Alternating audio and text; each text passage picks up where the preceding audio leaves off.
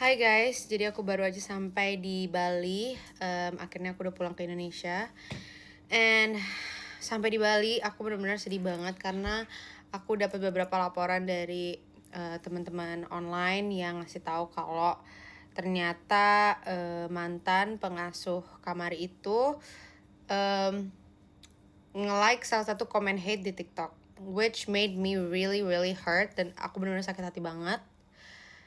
So hari ini sekarang aku bakal menjelaskan what actually happened, cerita sebenarnya dan segala macam. Karena selama ini aku udah sangat baik hati, aku memilih untuk diam, aku memilih untuk menutupi.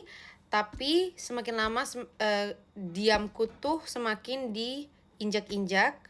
Dan disclaimer, aku nggak mau kalian setelah nonton video ini menghujat pihak mantan pengasuh Kamari. Video ini purely hanya untuk meluruskan alasan dia nggak bekerja lagi dan menjelaskan semua yang terjadi. So there's no hate in this video. Aku cuman nggak mau ini malah kalau misalkan aku nggak menjelaskan malah menjadi fitnah karena kalau kalian nggak tahu aku bakal insert di sini sekarang. Jadi ini adalah postingan dia dan ada yang komen nge-hate dan dia like komennya. Dan gak cuma satu yang dia like komennya, tapi ada dua yang dia like komennya. Dan ini udah bener-bener mengarah ke hate yang pokoknya di sini ngomongnya kayak oh dia nggak kerja lagi sama Jen karena kayak semenjak Jen sama Justin dia udah nggak kuat lah apa segala macam. Dia itu kesayangannya Papa Dali lah segala macam, apalah segala macam. Oke, I'm just gonna clarify.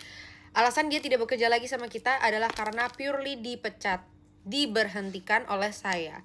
Saya berhentikan kenapa? Karena selama ini saya sudah sangat sabar banget ya.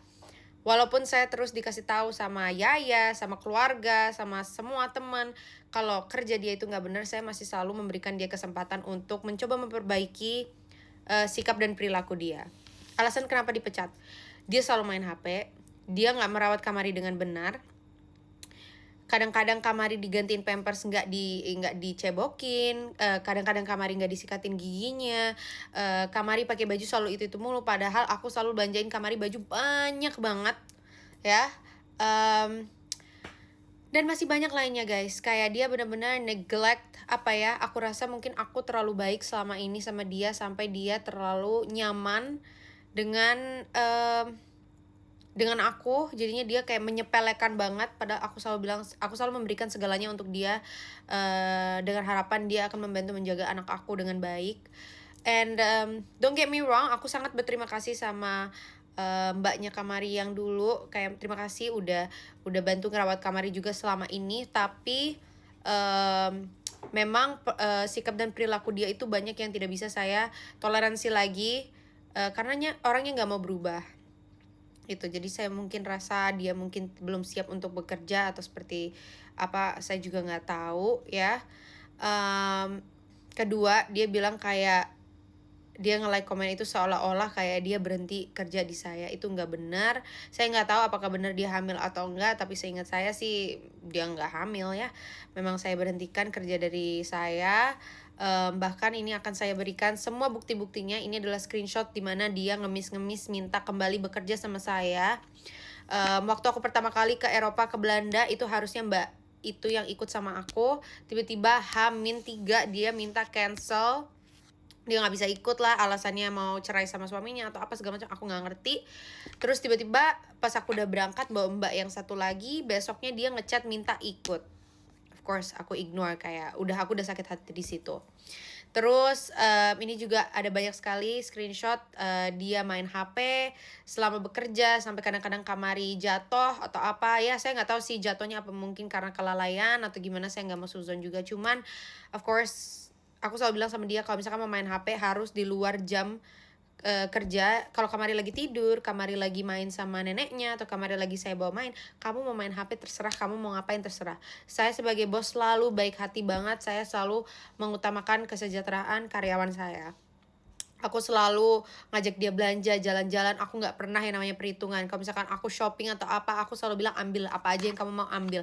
Aku beliin dia motor, iPhone, apa segala macam. Itu pure wujud kasih sayang aku ke dia dan terima kasih aku ke dia karena dia sudah mau membantu rawat anak aku. Tapi sangat disayangkan ternyata balasan dia seperti ini ke aku. Aku sudah agree untuk nggak menjelaskan alasan dia kenapa berhenti kerja, tapi didiemin malah tambah ngelunjak. Setiap kali saya nongkrong bersama teman-teman saya yang selebriti atau apa, dia selalu rekamin diem-diem sampai teman-teman saya pada ngerasa risih. Karena kadang-kadang kita bisa ngobrolin hal private, tapi dia malah rekam-rekam. Padahal saya selalu bilang sebenarnya nggak apa-apa, tapi kamu minta izin dulu. Kamu mau foto sama teman-teman selebriti boleh, yang penting minta izin dulu. Dan ya kurang lebih itulah, aku nggak mau terlalu menjelaskan lagi lebih detailnya.